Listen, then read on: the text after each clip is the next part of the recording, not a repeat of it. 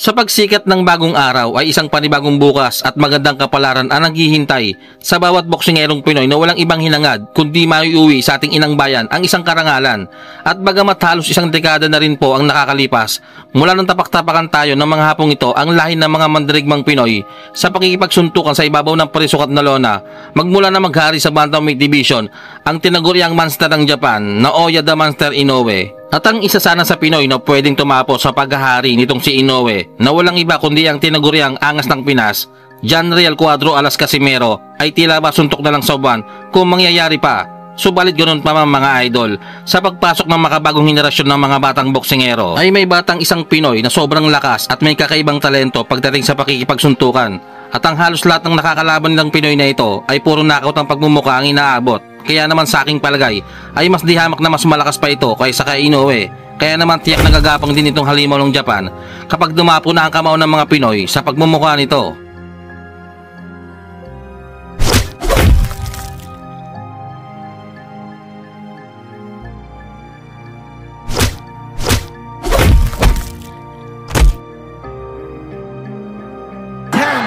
And Pagaling is down and he's gone. He's out.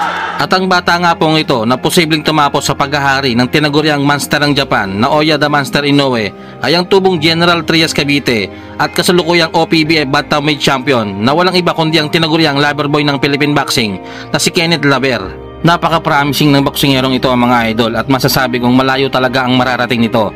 Dahil sa 15 laban nito sa kanyang professional boxing ay wala ni isa man lang ang nakaligtas dito, na ang ibig sabihin ay puro knockout ang pagmumukha ang inabot ng mga kalaban ng Pinoy sa kanyang mga kamao, ni hindi man lang umaabot sa round 5 ang mga pinaslang nito. At ang matindi pa nga dito mga idol ay ang isa sa kanyang nakalaban ay muntik nang mapatay nitong ating bidang halimaw kung saan ay komotos ang inabot ng kanyang kalaban.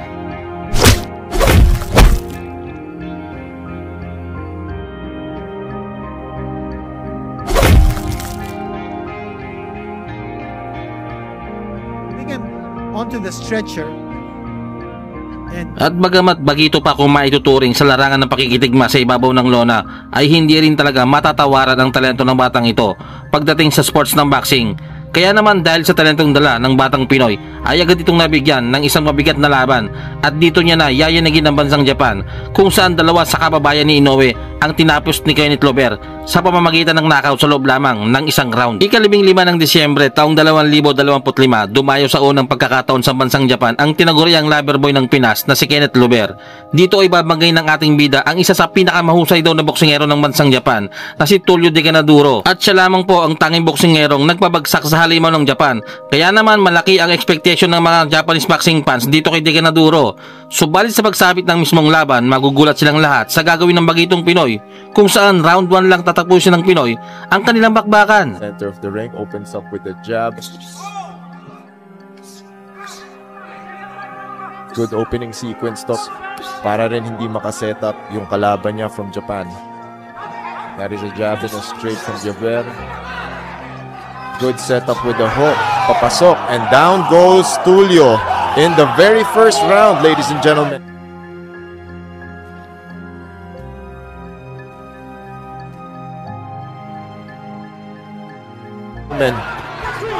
Bagsak po ang kalabang Hapon. And that is it. What a fight. Napakagandang performance po ni Kenneth Laver. Matapos nga po ang kahindig-hindig na ginawa ng batang Pinoy undefeated prospect sa kababayan ni Naoya Inoue, ay isang buwan lamang pinagpahinga ang ating kababayan at muli itong inihain sa isa na namang Japanese fighter upang ipalapad di umano at maiganti daw kuno ang kanilang kababayang Hapon na dinurog ng mandirigmang Pinoy. At as usual mga idol, gaya ng sinapit ng unang Japanese fighter sa kamay ng bagitong Pinoy, ay hindi na pinatagal ni Kenneth Laver ang kanilang laban kung saan round 1 lang tinapos ng Pinoy ang Japanese fighter na ito na talaga namang ikinagimbal ni Naoya Inoue. 8 pounds. Yeah. Not too bad. I mean, Here we go, first round. first round. He knows Japanese opponents. Kami last fight niya sa Japan din. So, he's really out to impress. Kenneth Laver starting strong. Bad intentions from Laver. I think is yung sa height difference sila medyo possible talaga mangyari yung mga headbutt. Torihara with a good right. Punches. Landed with a good left over there. In the case of Kenneth Lubera naman, he's very relaxed, very patient, very confident dito sa laban ito, which is good. He's using his footwork, his in and out, yung in and out, yung labas pasok niya.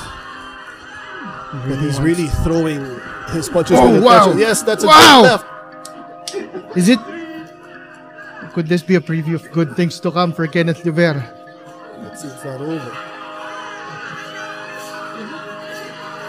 Hindi na tumitigil si Kenneth Lubera. Wow!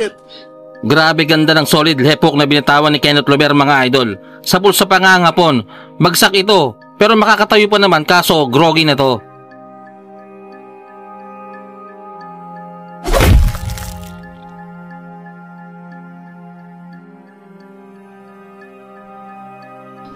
Good. Bilang ulit. That was a clean left. Very clean. Medyo Clean left. Maraming mga taong... oh! 30 Another good seconds. left. That's it. Wow! That's it. Kenneth Lubera. Matapos patulugin ng dalawang Japanese fighter at mapa sa kamay ang OPBF title ng batang prospect na si Kenneth Lubera, ay sunod naman itong binangga ang Chinese fighter at kasalukuyang WBA Asia Bantamweight Champion na si Cheng Cheng Yang. Kung sa dalawang hapon ay naging madali lamang ang kanyang naging laban, dito sa Incheck ay talaga namang mapapalaban talaga ng gusto itong ating bidang halimaw. At gaya ng mga naunang laban ng ating kababayan, unang round pa lang animo nakikipagkarera ito ng suntukan.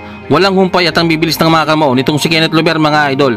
Pero hindi nagpasindak ang dayong Incheck, mga idol, dahil nakikipagsabayan ito sa batang Pinoy.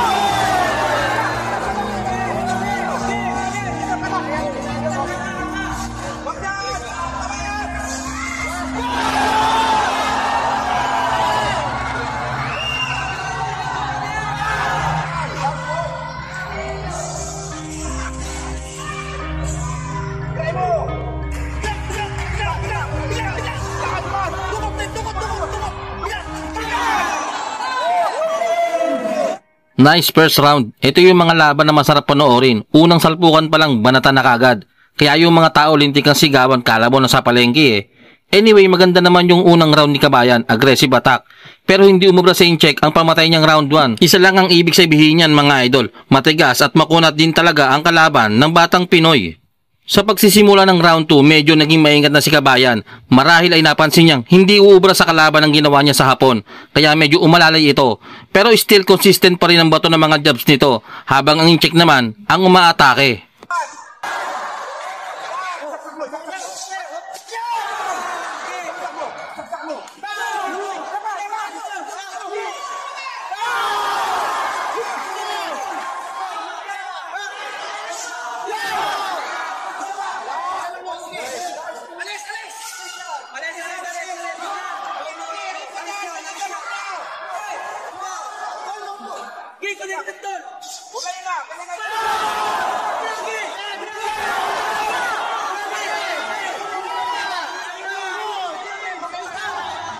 Round 3. Mukhang nakuha na ng Chinese boxer ang momentum sa round 2 dahil makikitang mas naging agresibo ito sa pagpasok ng round 3. Makikitang dinidikdik ng Incheck ang ating kababayan sa sulok ng ring na para bang gusto na nitong tapusin ang laban. Pero maganda naman ang naging tugon dito ng batang Pinoy kung saan nalusutan nito ang mga atake ng kalaban.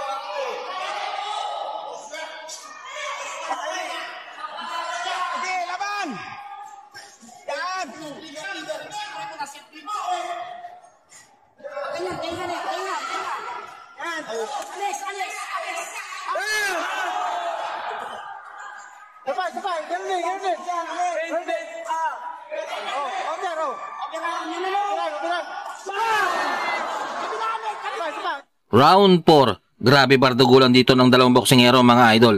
Ibang klaseng kalaban talaga itong Chinese boxer mga idol. Masasabi kong dito mas nasubukan ng tibay ng ating pambatong Pinoy. Para kasing walang talabang mga suntok ng ating kababayan. Ni hindi malang matinag-tinag eh. Parang kalamay sa kunat.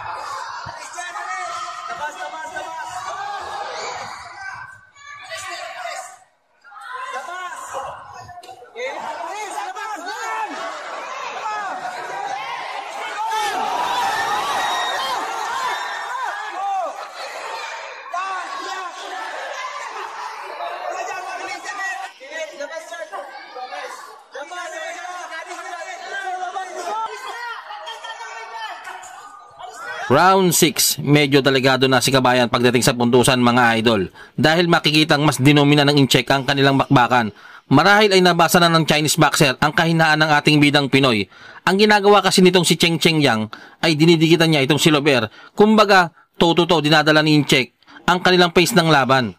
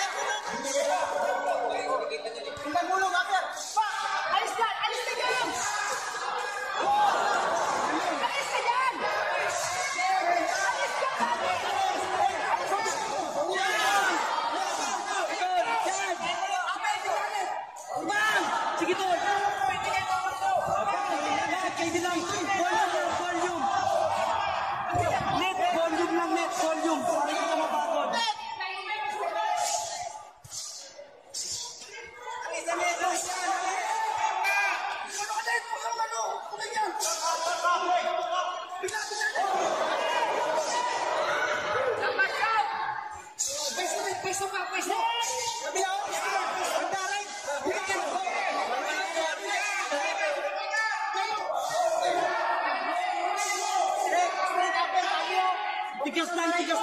Volume lang.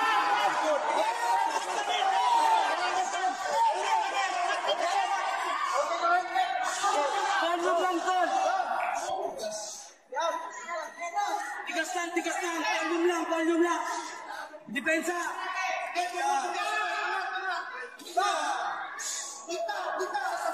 Huwag mong gigigil.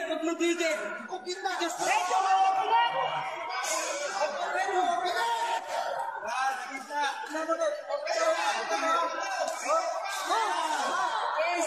Depensa, tapos volume lang sintot mo. Tigas lang.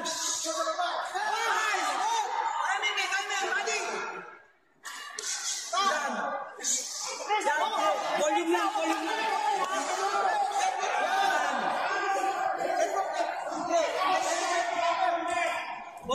Volume lang. Okay. Nice. Okay, ganun lang. Huwag ka mang gigigil.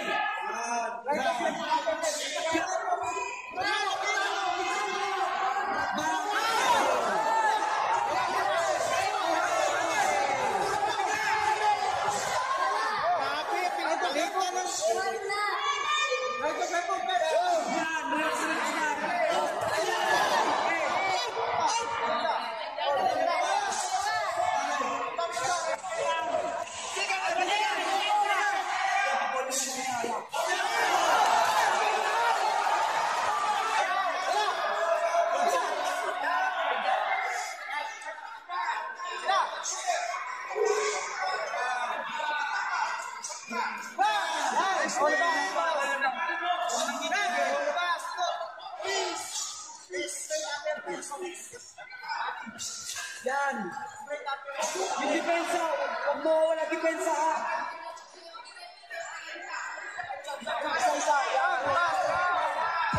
At ayun na nga mga idol, gaya ng sinabi ko, ganitong pace ang gusto ng Chinese boxer, yung dikitang laban, which is tingin ko medyo hindi ito pabor sa ating kababayan. Malakas kasi ang katawan nitong Incheck, kaya kahit anong lakas ng bira ng batang Pinoy, ay hindi nito magawang mapatoob ang kalaban. Wala ako. Yan, paisa, volume lang.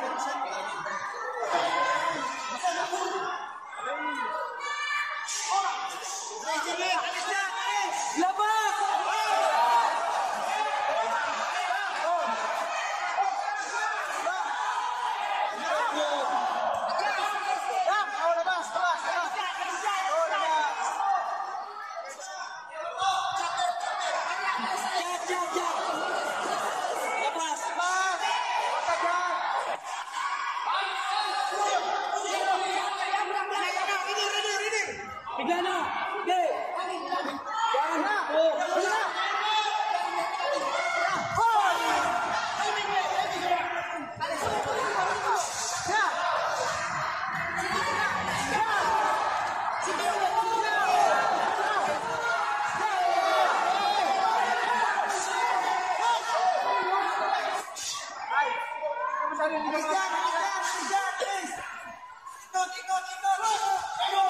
Isa lang.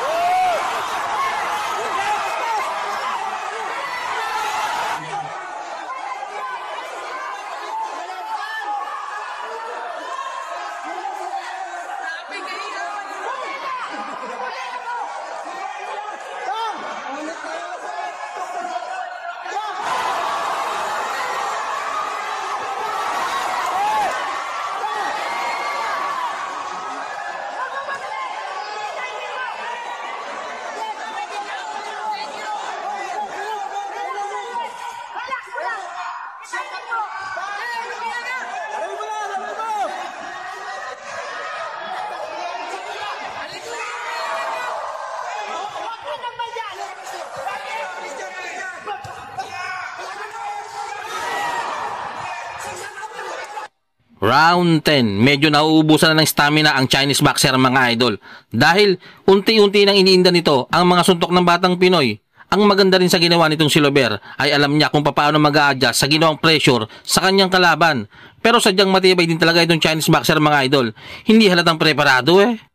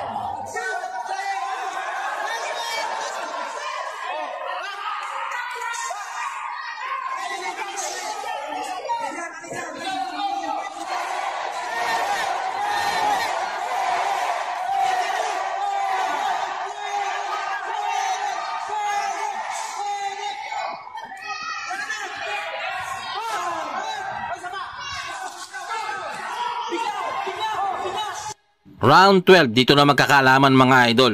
Pero sa aking palagay ay medyo dikit itong kalalabasan ng laban kung aabot man ito sa desisyon.